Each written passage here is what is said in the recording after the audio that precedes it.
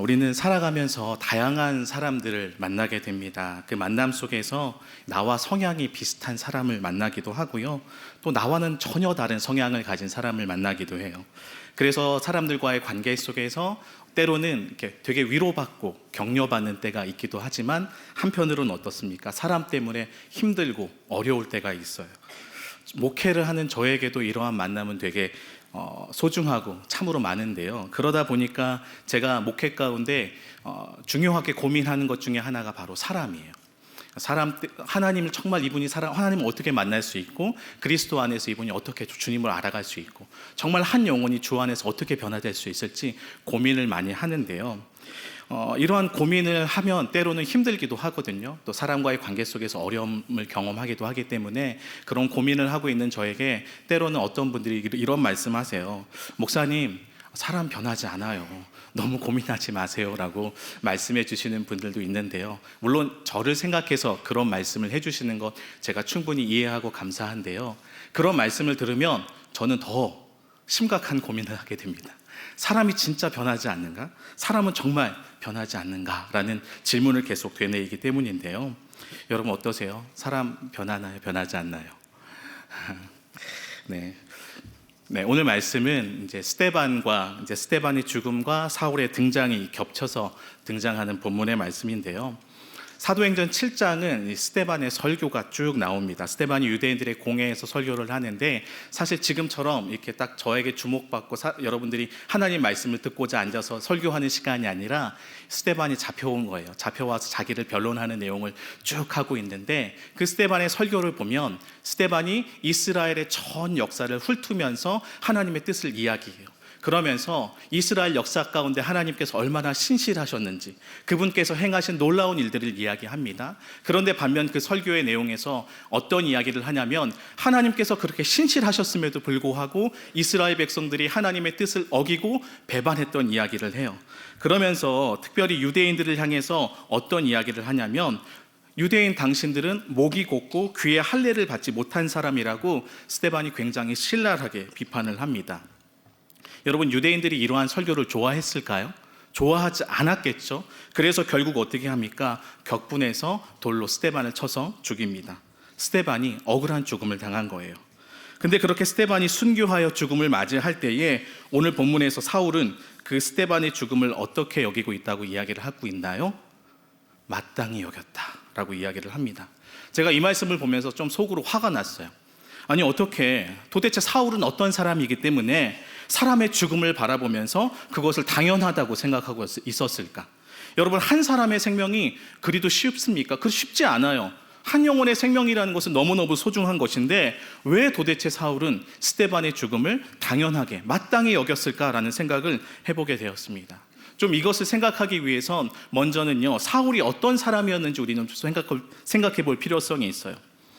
사도행전의 기록에 보면, 또 여러 서신서들의 기록을 보면, 사울은 이 유대교의 유명한 스승이었던 가말리엘의 제자였고, 자신은 히브리인 중에 히브리인이다, 그러니까 유대인으로서 굉장한 자부심을 가진 사람이에요. 그래서 이스라엘 전 역사를 다 꿰뚫고 있었고, 그리고 율법에 또한 능통한 사람이었습니다. 그런데 그런 사울의 입장에서 스데반의 설교의 이야기가 굉장히 불편하게 들렸던 거예요. 그들이 예수를 십자가에 못 박아 죽였는데, 그 예수가 그들의 구원자라는 메시지가 굉장히 불편하게 여겨졌던 것이죠. 그래서 그들의 기준에 되는 율법에 의하면 이 스데반은 마땅히 돌로 쳐서 죽임을 당해도 되는, 처벌을 받아도 마땅한 사람이라는 생각을 사울 안에 가지고 있었던 것입니다. 이처럼 사울은 어떤 사람이었냐면, 한 사람의 생명보다 자신의 신념이 더욱더 중요했던 사람이고요, 한 사람의 희생을 통해서 자신의 공동체를 지키는 것이 중요하게 여겨졌던 사람이 바로 사울의 모습이었어요. 여러분, 혹시 확증편향이라는 단어를 들어보신 적 있으신가요? 확증편향이라는 단어, 제가 한번 찾아봤어요. 확증편향이 어떤 건지 찾아봤더니, 이 확증편향은 어떤 거냐면, 사람이 이 자신의 생각과 신념에 부합되는 이야기는요, 굉장히 잘 받아들이지만, 자신의 생각과는 다른 주장과 신념, 그리고 이야기들은 거부하는 것을 이야기합니다. 마치 우리가 유튜브를 보면 유튜브의 알고리즘에 의해서 어떤 영상이 계속 올라오나요? 내가 관심 있고 내가 봤던 영상들에 대한 비슷한 내용들이 계속 올라오는 것처럼 이 확증 편향을 지닌 사람들은요, 이 자신의 세계관 속에 갇혀서 자신이 원하는 이야기만 듣고 싶어하는 삶을 살아가게 됩니다.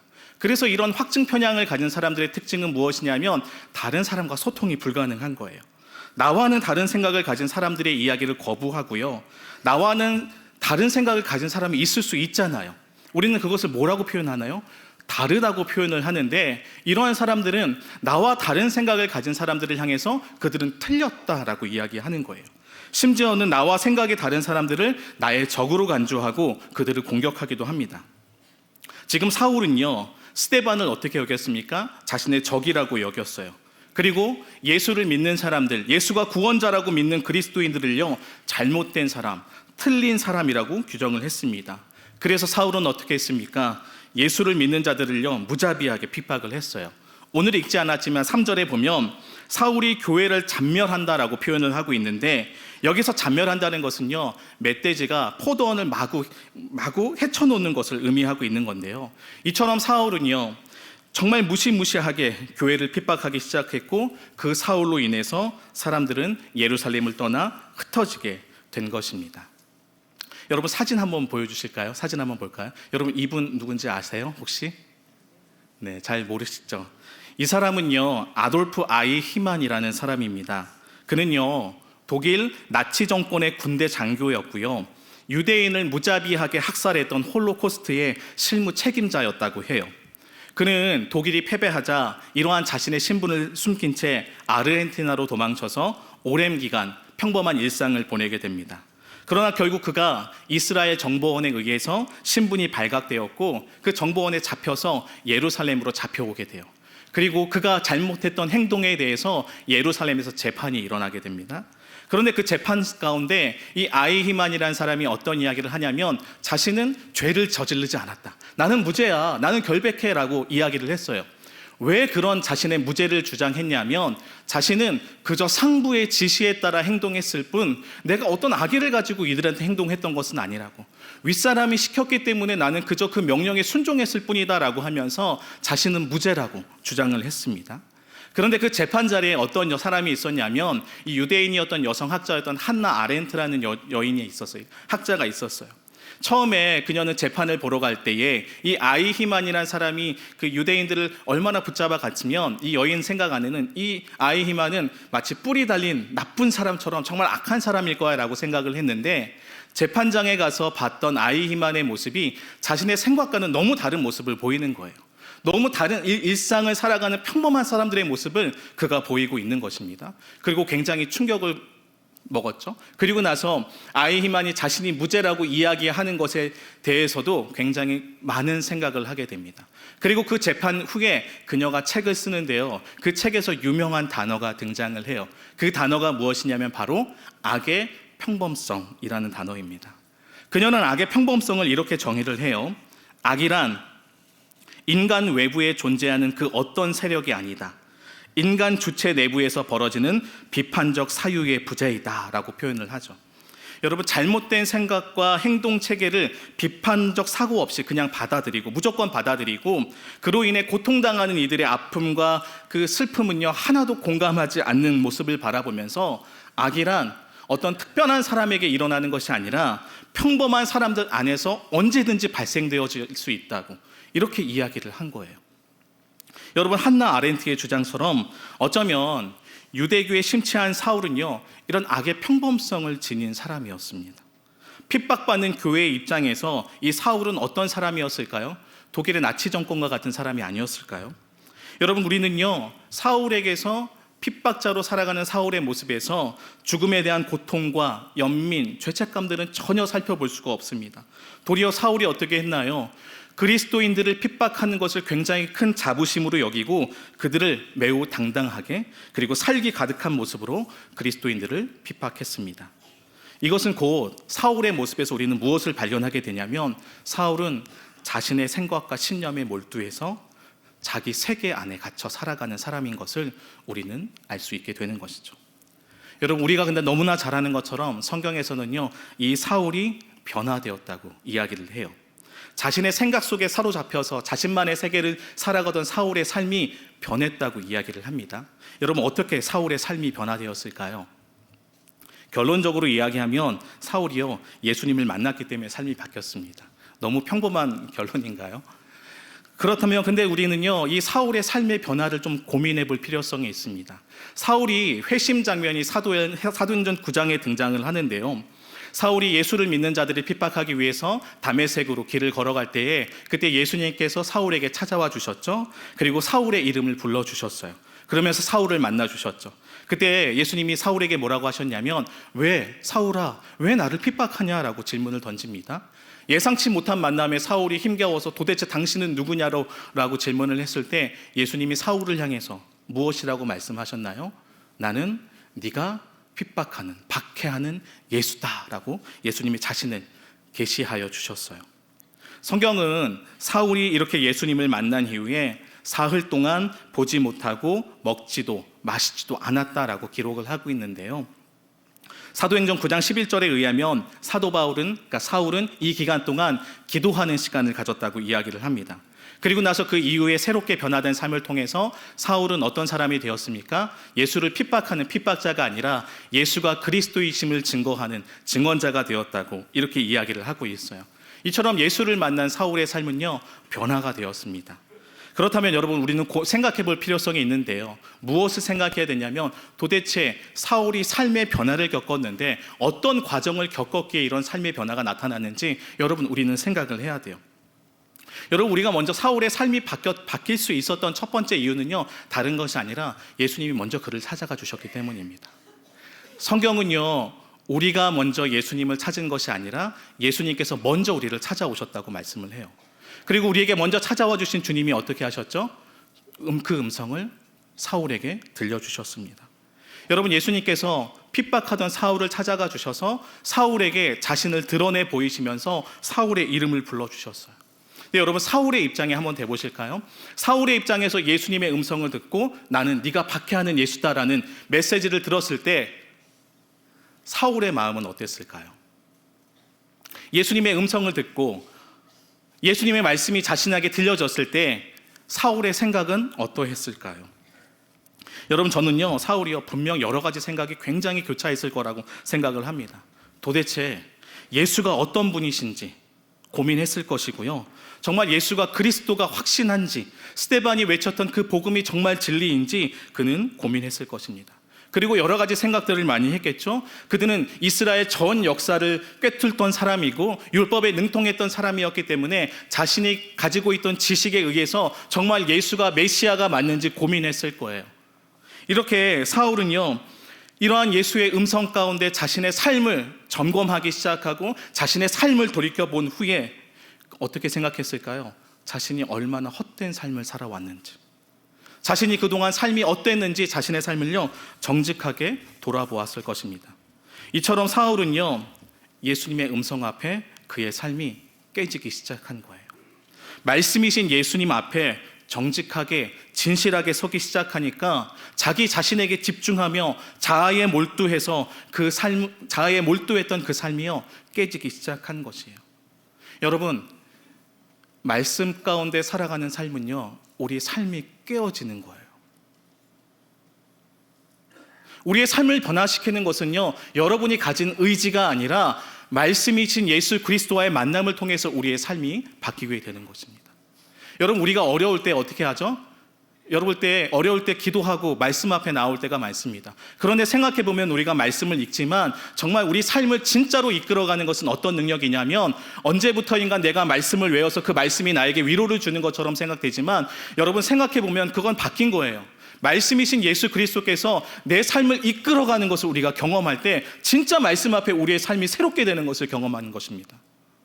사울의 인생 가운데 예수님의 음성이 들려지고 그 말씀이신 예수 그리스도 앞에 사울이 진실하게 서기 시작하니까 그는 자기가 세워놨던 자신의 세계가 무너지기 시작했고 예수 그리스도 앞에 자신의 삶을요, 정직하게 돌아보기 시작한 거예요.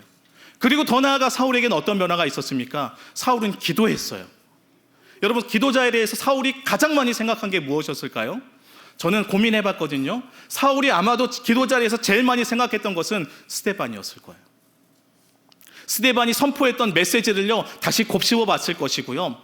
스데반이 확신 가운데 선포했던 그 메시지를 선포할 때 그 얼굴을 살펴봤을 것이고요. 핍박 가운데서도 삼위일체 하나님과 교제하며 평강을 누렸던 그 모습을 생각했을 것이고요. 자신의 죽음 앞에서도 자신을 핍박했던 이들을 용서하고자 했던 그 스데반의 모습을요 그는 생각했을 것입니다. 그 성찰 속에서 그러면서 어떻게 했을까요? 자신의 삶에 걸어온 여정을 계속해서 고민했겠죠. 자신의 지난날의 잘못에 대해서 후회하기도 하고요. 그 시간에 회개하는 시간을 갖고요. 그리고 자신이 붙잡고 살아가던 이 가치가 진실로 맞았는가? 그렇다면 진리가 무엇인지 고민하고 자신의 삶과 자신이 이전에 갖고 있던 세상의 가치와 하나님께서 자신에게 부어진 새로운 것들을 부딪힘을 통해 고뇌하고 갈등하고 번민했겠죠. 무엇보다 더 무엇을 느꼈을까요? 자신을 핍박했던 그 예수께서 예수를 핍박했던 자신을 찾아와 주신, 그리고 자신의 이름을 불러주신 그 예수 그리스도의 은혜 앞에 자신의 삶이 무너지고 엎드려지기 시작한 것입니다. 여러분, 이처럼 예수를 만난다는 건요 우리의 삶 전체가 새로워지는 것을 의미해요. 내게 먼저 찾아와 주셔서 우리에게 말씀을 들려주시는 그 말씀 앞에 우리의 존재와 삶을 고민하는 것입니다. 이전에 내가 살아가면서 붙잡고 싶었던 그 가치와 하나님 나라의 가치를 붙잡고 시작하면서 갈등하는 거예요. 고민하는 거예요. 말씀이 진리이시라면 그 진리의 말씀이 내 삶 가운데 어떻게 역사하는지, 그럼 나는 도대체 세상을 살아가면서 그동안은 어떤 진리를 붙잡고 살아왔는지 여러분 고민하게 되는 겁니다. 그러면서 어떻게 될까요? 내 삶이 흔들리겠죠. 내가 살아오던 익숙한 방식을 새롭게 해야 되니까 내 삶의 존재의 흔들림을 경험하기도 합니다. 그리고 지나온 내 삶의 여정들을 돌이켜보며 내 삶의 부끄러움도 느끼기 시작하겠죠. 여러분, 이러한 고민과 갈등이 나쁜 것일까요? 여러분, 절대로 그렇지 않습니다. 말씀과 기도 가운데 예수 그리스도를 진실하게 만난 사람들은요 이러한 고민과 갈등과 번뇌 분명하게 하게 되어 있습니다. 그저 아무런 의심 없이 무조건적으로 예수를 믿는다고 우리의 삶이 바뀌지 않아요. 그 말씀이신 예수 앞에 진실하게 서며 내 삶을 정직하게 돌아볼 때 우리의 삶이 바뀌기 시작하는 것이죠. 그렇게 우리는 어떻게 삶이 새로워지면 내 삶 가운데 말씀을 걸어오신 그 예수님께 어떻게 될까요? 예수님께 우리가 이제 질문하는 거예요. 그분과 대화가 시작되는 거예요. 그러면서 내가 과감하게 잘라내야 될 것들을 잘라내기 시작하고요. 그럼 내가 이제 붙들어야 될 것이 무엇인지 고민하고 붙잡아야 될 진리를요 진실하게 붙잡기 시작하는 것입니다. 그래서 어떻게 될까요? 내가 주 앞에 순종해야 될 것들은요 용기를 가지고 과감하게 순종하게 되는 것이죠. 사울은요 이렇게 자신을 찾아와 주셔서 만나주신 예수 그리스도의 은혜로 새롭게 되었습니다. 예수님과의 진실한 만남을 통해 자기만의 세상에서 살아가던 그 삶을 벗어버리고 이제는 어떻게 살아가게 되었습니까? 누군가를 죽이던 사람에서 어떻게 변했죠? 누군가를 살리는 사람이 되었어요. 예수를 핍박하는 자에서 어떻게 되었습니까? 예수를 증언하는 자가 되었습니다. 사랑하는 성도님들, 제가 여러분들에게 던지고 싶은 질문이 이것입니까? 그러면 여러분들은요 예수 그리스도를 진정으로 만나셨나요? 그러면 그 예수님과의 만남을 통해 내 삶에 일어난 변화는 무엇입니까? 생각해보면 우리는요, 저도 그렇지만 진짜 고집이 세요. 동의하지 않으시나요? 동의하시죠? 네, 고집 정말 세요. 말씀 가운데 살아간다고 이야기하지만 정직하게 돌이켜보면 여러분 말씀 가운데 살아가지 않을 때가 더 많습니다. 내 생각을 고집하는 모습이 우리 안에 더 많다는 거예요. 그러면서 어떻게 하냐면 그 내 생각과 고집을요 말씀이 때로는 이 말씀을 보니까 내 생각이 맞았구나라고 하면서 말씀을 내 생각을 확고히 하는 수단으로 여길 때가 많아요. 그래서 그 생각, 그 말씀이 내 삶을 뒷받침한다고 여기기 시작하면 어떻게 할까요? 내 고집을 밀어붙이는 거예요. 스스로 잘못된 길을 걷고 있으면서도 자신을 합리화하면서 그래 내가 말씀 살펴보니까 이런 거야 라고 하면서 그렇게 나아가죠. 말씀이신 예수 앞에 백지를 들여서 주님 말씀하시면 내가 무슨 말씀을 하시든지 그 말씀에 순종하겠습니다가 아니라 주님 제가 이런 생각을 갖고 있는데 주님 이게 맞나요? 막 말씀을 펴면서 이 말씀이요 내 생각을 확고히 하는 수단으로 자꾸 여겨질 때가 많아요. 그러면서 어떻게 가죠? 스스로 합리화하니까 자꾸 어리석은 길을 가면서 나와 생각이 다른 사람들을요 틀리다고 하면서 판단하고 정죄할 때가 많다니까요. 나와 생각이 다른 이들이 틀렸으니까 어떻게 해요? 공격하는 거죠. 여러분, 기도도 마찬가지예요. 우리는요 굉장히 이기적인 사람들입니다. 기도의 자리에서 우리가 무엇을 느끼게 되냐면 하나님과의 교제를 통해서 하나님의 마음을 우리가 부여받는 거예요. 하나님의 마음이 무엇인지 고민하는 거예요. 그런데 우리는 살아가다 보니까 기도하면서 어떻게 한가요? 하나님의 마음에 관심을 갖기보다는 내 필요에 대해서 관심을 가져요. 내 결핍된 것에 자꾸 관심을 가져요. 그러다 보니까 기도하면서 우리가 무엇을 느끼게 되냐면 내 부족함에 관심을 갖다 보고 내 주변의 사람들을 자꾸 비교하면서 하나님, 저 사람은 저거 있고 저거 필요한 거 다 주면서 왜 내 삶은 채워주지 않냐고, 왜 내 삶 가운데 하나님 채워주지 않고 내 삶에는 기도 응답이 없냐고 하면서 나와 남을 비교하면서 하나님을 원망하기 시작해요. 하나님을 원망하고 불평하기 시작하니까 어떻게 되죠? 기도의 자리에서 나의 고집과 아집이 더 강해지는 거예요. 나의 만족과 유익을 위해선 무엇이라도 할 수 있지만 타인의 만족과 유익을 위해서는 절대 손해볼 마음이 없는 행동을 하는 것이 정직하게 우리의 모습이라는 거예요. 이처럼 우리는 예수를 믿는다고 하면서도 여전히 변화되지 못한 모습을 보일 때가 많습니다. 구원받은 백성, 하나님 나라 백성이라고 이야기하지만 마땅히 그 삶으로 증거하지 못할 때가 너무도 많다는 거예요. 여러분, 사이먼 게도콜이라는 학자는요 복음의 3가지 속성이 있다고 이야기하고 있어요. 첫 번째는 무엇이냐면 위에서 아래로의 속성이라고 이야기해요. upside down이라는 표현을 쓰고요. 두 번째는요 안에서 밖으로의 속성이 있다고 그래요. inside out. 세 번째는 미래를 앞서 경험함은 이 forward back이라는 단어를 써서 복음의 속성을 설명하는데요. 여러분, 예수님께서 이 땅에 오셔서 선포하셨던 복음의 핵심이 무엇인지 아세요? 바로 하나님 나라입니다. 하나님 나라예요. 하나님께서 통치하신다, 하나님께서 우리 삶의 주인이시다라는 고백을 하게 되는 거죠. 그래서 복음이 선포되는 곳에 하나님 나라가 임하게 되고 그 하나님 나라를 경험하게 되면 우리는 어떻습니까? 죄와 사망의 권세에 짓눌렸던 이들이 진리 안에서 참된 자유를 맛보고요, 상처와 아픔에 매몰되었던 이들이 그리스도의 사랑 앞에 치유되고 회복되는 일이 일어날 뿐만 아니라 절망 속에서 힘겨워하던 이들이 어떻게 됩니까? 고개를 들어 소망 대신 주님을 바라보기 시작하는 거예요. 그래서 복음을 경험한 자들의 삶에는요 위에서 아래로의 속성이요 나타나게 됩니다. 마땅히 여기던 것, 내가 세상을 살아가면서 당연히 여기던 것들을요 고민해 보는 거예요. 여러분, 세상의 가치는 특징이 무엇입니까? 상향성이라고요. 돈이 더 많으면 좋고 높은 자리를 가지면 좋고 힘이 있으면 좋고, 세상 사람은 상향성을 추구하지만 이 땅에 오신 예수 그리스도는 어떤 모습을 띠고 오셨습니까? 인간의 몸을 입고 이 땅에 오셨다니까요. 하향성의 자리로 오셨다니까요. 우리를 위해 자기 자신을 내어주셨습니다. 이 땅 가운데 오셔서 그 사랑으로 희생하고 섬기셨던 것이 예수님의 모습이라고요. 이처럼 복음을 경험한 사람들은 그 예수 그리스도의 은혜를 받고 상향성을 추구하는 삶의 모습을 고민하게 된다니까요. 더 이상 그 가치대로 내가 살아가지 않겠습니다. 예수께서 걸어가셨던 그 길을 내가 따라가겠습니다라는 고백이 우리 삶에 나타나게 되는 것이죠. 여러분, 또한 복음은요 내적인 변화를 일으킵니다. 안에서 밖으로의 변화를 일으켜요. 여러분, 바리새인들, 율법주의자들은 어떤 삶을 생각했냐면 율법을 지키는 것이 자신들을 규정한다고 믿었어요. 외적인 규칙을 지키는 것이 자신들이 가지는 아이덴티티라고, 정체성이라고 여겼다고요. 그러나 성경은 무엇이라고 말씀합니까? 우리가 어떤 규칙과 율법을 지키는 것이 우리를 규정하는 것이 아니라 예수 그리스도의 십자가 안에서 우리 존재가 새롭게 되었다고 이야기하는 거예요. 어떤 외적인 것을 지키는 것을 통해서 너희는 그리스도이냐라고 이야기하는 것이 아니라 우리 삶의 주권, 존재부터 그리스도 안에서 새롭게 됨을 통해서 어떻게 됩니까? 예수님의 성품을 품게 되고요, 하나님의 주인 되신 주권의 순종함을 통해서 우리의 삶이 변화되는 거예요. 억지로 힘을 들여서 어떤 규칙을 지키는 것이 우리의 목적이 아니라 그리스도를 사랑해서 그분께 내 삶을 드림을 통해서 그것이 자연스럽게 삶으로 나타나기 시작하면서 하나님의 법과 식을 고집하는 것이죠. 여러분, 하나님의 법과 식을 고집한다는 것, 여러분 억지로 하시면 얼만큼 하실 수 있으시겠어요? 저도 못해요. 못한다고요. 그러나 주의 사랑을 경험한 우리의 존재가 새롭게 된 이들은요 어떤 외적인 규칙에 의해서 우리의 삶이 바뀌는 것이 아니라 우리의 삶의 주인 되신 예수님을 사랑함으로 그 길을 함께 걸어가며 우리의 삶에 그 예수님의 흔적이 나타나기 시작하는 것이죠.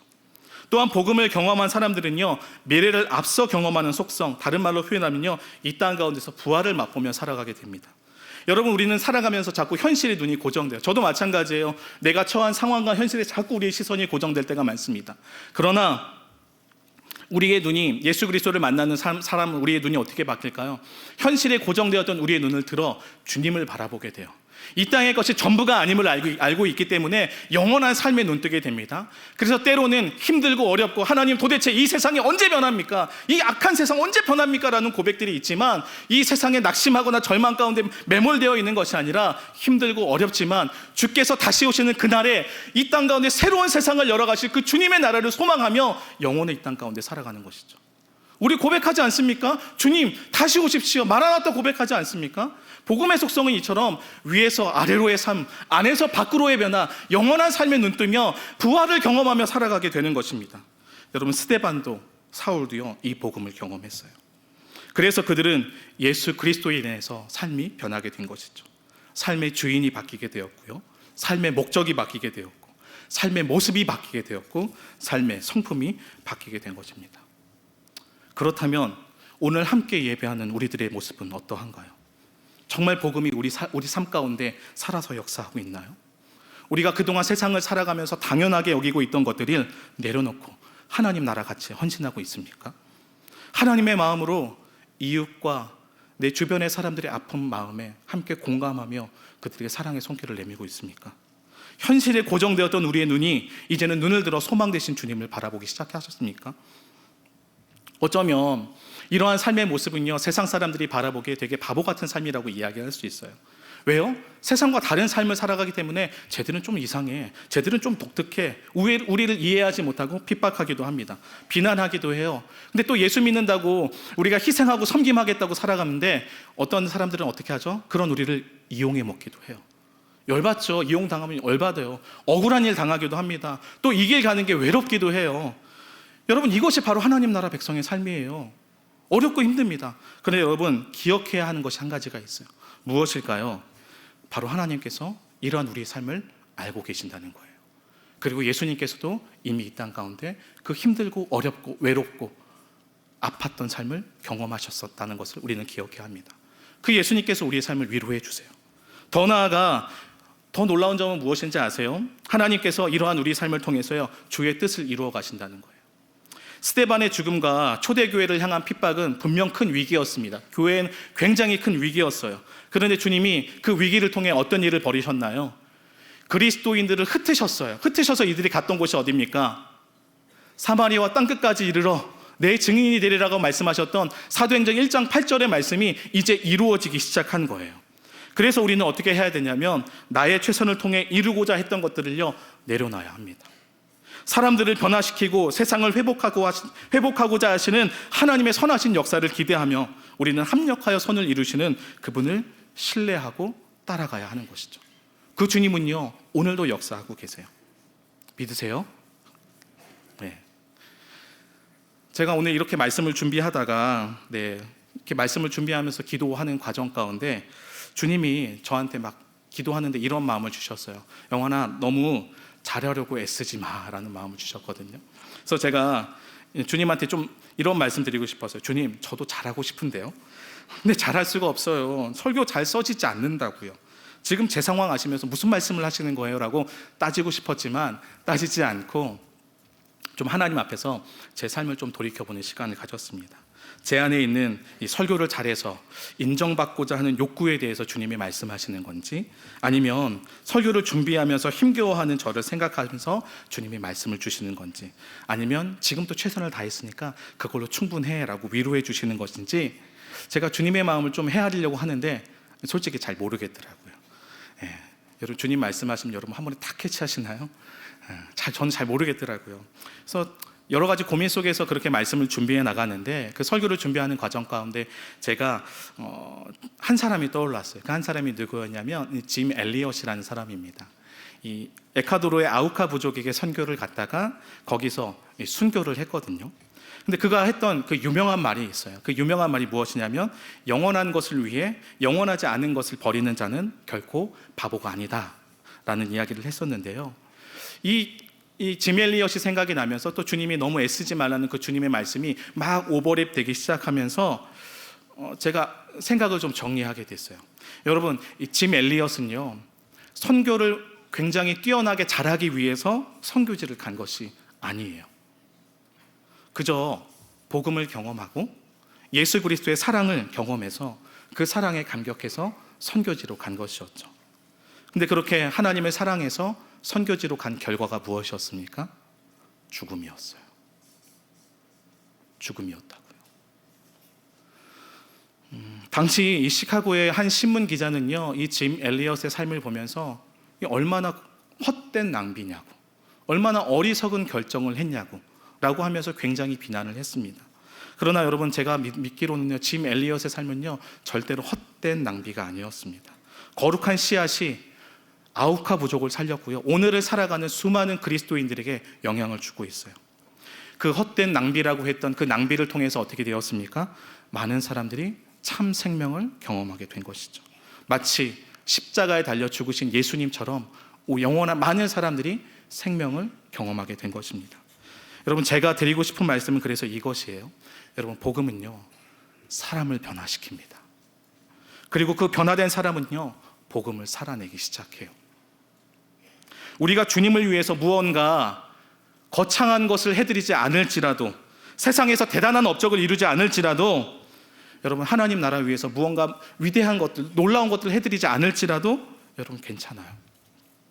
우리는 그저 예수 그리스도의 복음을 경험하고 그 복음으로 하루하루를 살아가고 있다면 그 자체가 정말 귀하다는 것을 말씀드리고 싶었습니다. 당장은요 복음을 따라 살아가는 우리의 걸음이 보잘것없이 보이기도 하고 세상이 바라보기에 바보같이 보일 수도 있지만, 여러분, 스데반과 사울을 변화시킨 그 하나님의 최선은요 오늘도 우리 삶을 향해 동일하게 역사하고 계십니다. 그저 우리는요 그 선하신 하나님을 신뢰하면 되는 거예요. 사랑하는 성도님들, 그래서 오늘도요 그 복음을 경험하는 은혜가 있으셨으면 좋겠습니다. 말씀과 기도 가운데 살아계신 예수님, 살아계신 예수 그리스도를 만나 정말 그분과 깊이 교제하는 삶이 되었으면 좋겠어요. 그래서 그 복음이신 예수 그리스도 때문에 날마다 우리의 삶이 새로워지고, 그래서 그분을 위해서 그저 그분을 사랑하기 때문에 이 삶의 걸음 가운데 그 주님의 흔적들이 우리 삶에 나타났으면 좋겠습니다.